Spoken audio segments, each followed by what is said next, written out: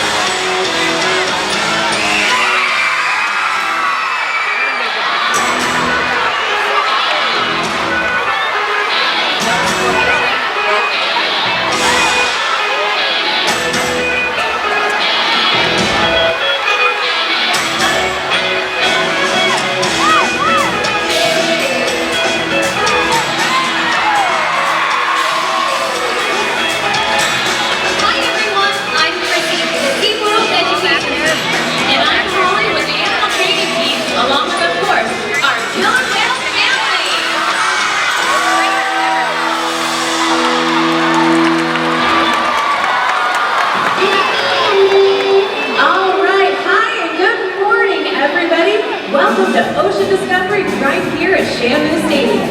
Today, we're going to learn a lot. We're going to learn about killer whale adaptations, habitats, conservation, and so much more. And today, it's not just about our killer whales. It's about our one ocean, about our planet, and about us.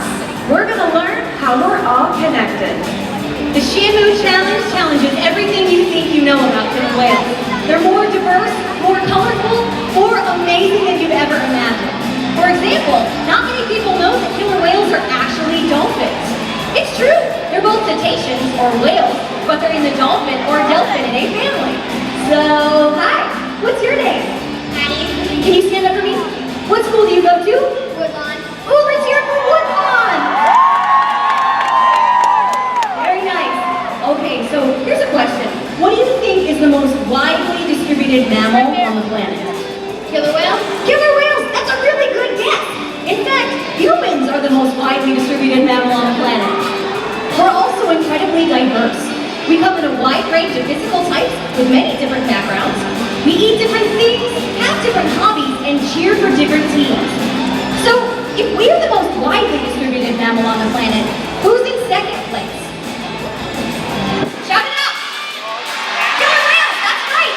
Amazing, right? Killer whales can be found across our world's one ocean. When you think of killer whales, most people think cold weather environments, like the Pacific Northwest.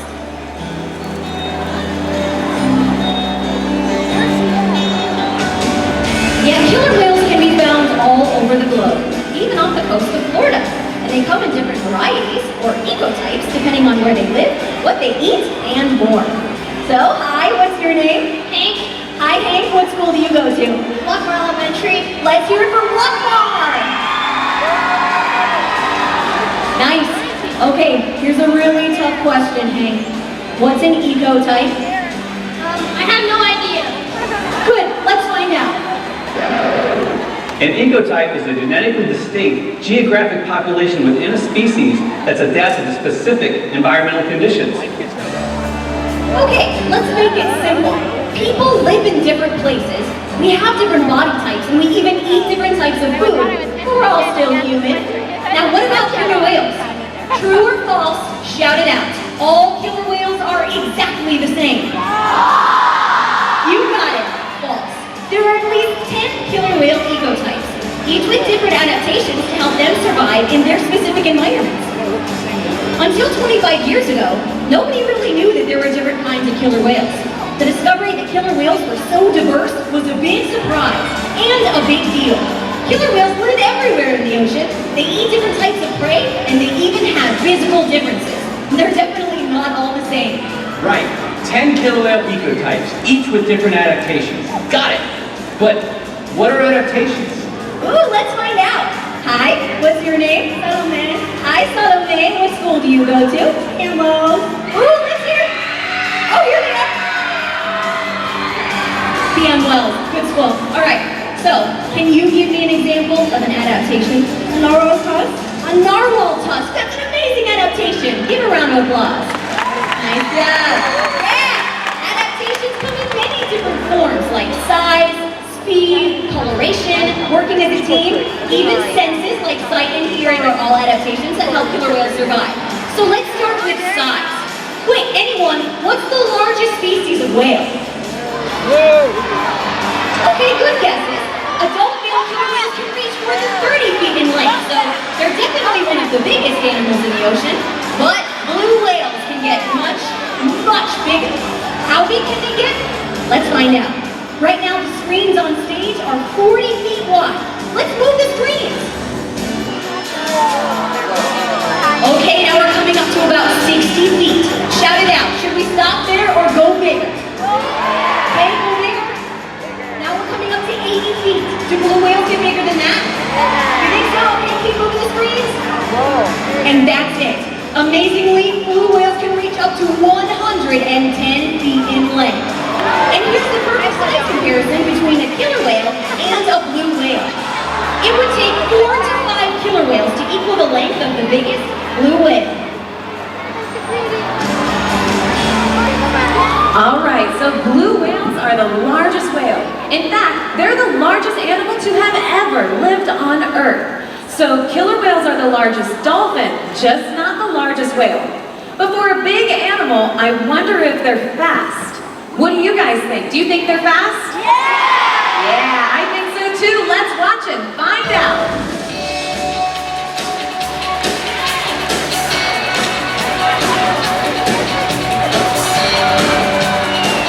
All right, here they come. They are definitely making some waves in the pool. Now, killer whales can reach top speeds of over 28 miles per hour.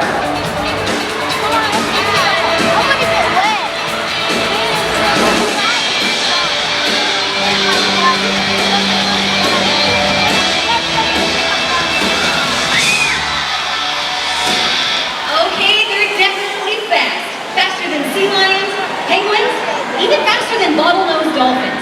But there's more to being a killer whale than just size and speed. Another adaptation is coloration. Here's an easy one. What color are killer whales? That's right, black and white.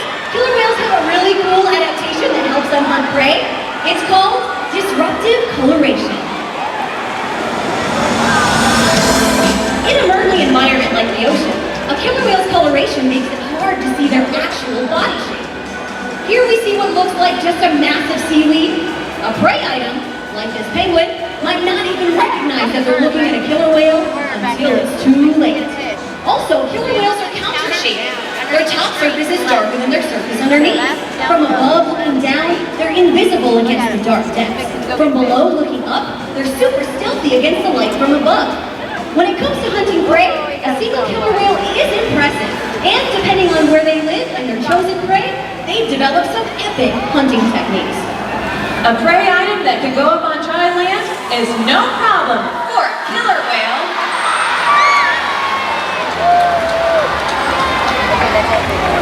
Now, as you see here in this video, killer whales have actually learned how to beach themselves. They can ride in on those waves just long enough to catch some prey.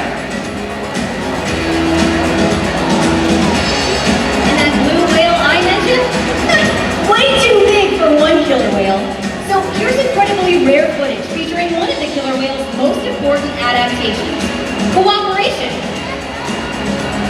Killer whales use teamwork and cooperation. They work together to achieve a goal.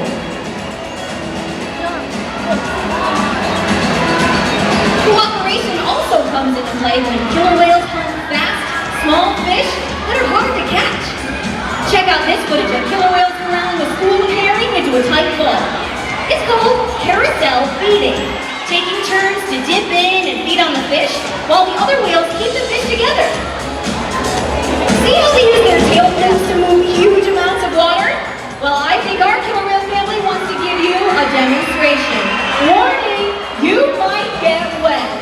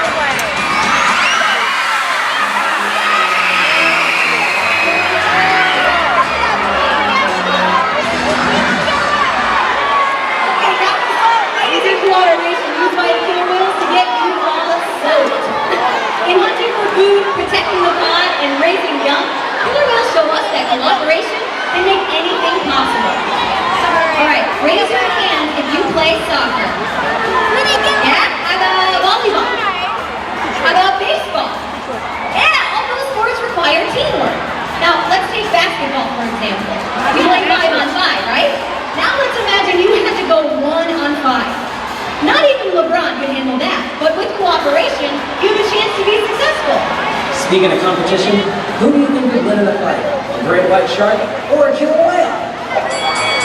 What do you think? Who wins? Great white shark fears predators, and they can be big and fast enough to give a killer whale a run for its money, but always bet on the killer whale. Killer whales cooperate and communicate, so it really wouldn't be a fair fight. I'm just guessing here, but killer whales probably don't text or tweet. So how do they actually communicate with each other? Killer whales communicate in many different ways, like touch, vocalization, and slapping the water. It's also believed that whales will even breach or jump out of the water to communicate. They also might breach because they're curious, or perhaps to play. It's even great exercise. Now our killer whales want to show you their version of a high-energy workout. Now these are behaviors you'll also see in the ocean, and once again I have to warn you, you might get wet.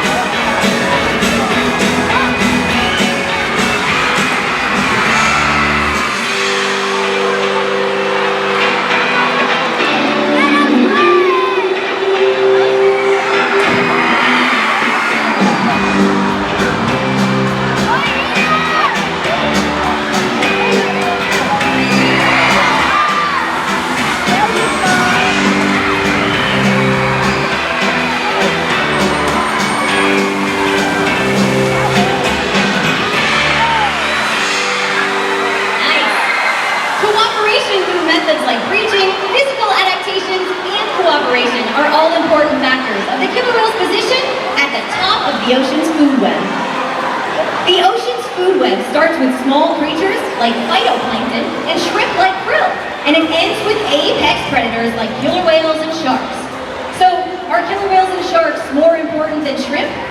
That's a tough question, but there's an easy answer. It's not the peak that matters, it's the mountain below the peak. Top predators like killer whales are extremely vulnerable to changes in the food web below them. Question. If killer whales disappeared tomorrow, would the ocean's food web collapse? Could the ocean survive without killer whales? Let's hope we never know the answer to that question. Nobody wants to see an ocean without killer whales, and it's in our power to make sure that doesn't happen.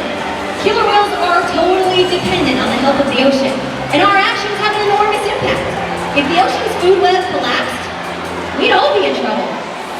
Hi, stand up for me. What's her name? Deontay. Hi, Deontay. What school do you go to? Janie Howard Wilson. Oh, okay, Janie Howard Wilson. Let's hear it. Very nice. Okay, so killer whales have no natural predators, but ocean pollution is a huge threat. So what can you do to help keep the ocean healthy? Not litter when you go on the beaches.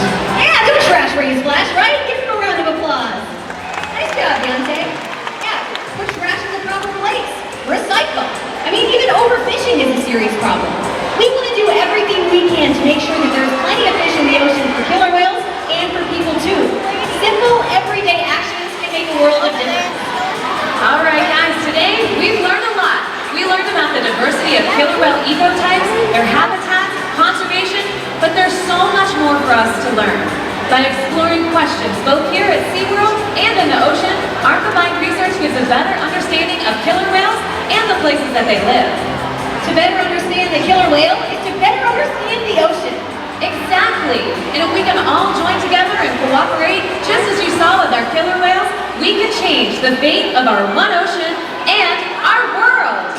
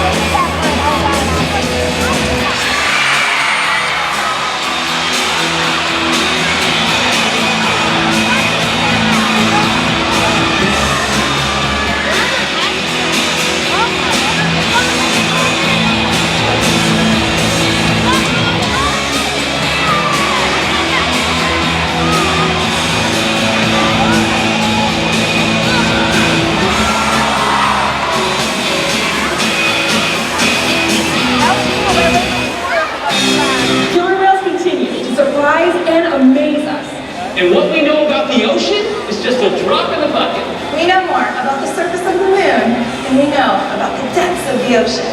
The killer whale is the perfect ambassador for the ocean. Limitless, connected, powerful, mysterious, but still vulnerable. You probably figured it out, but the Shamu Challenge isn't a test. It's a call to action for you to make a difference. Be inspired. From the beach to the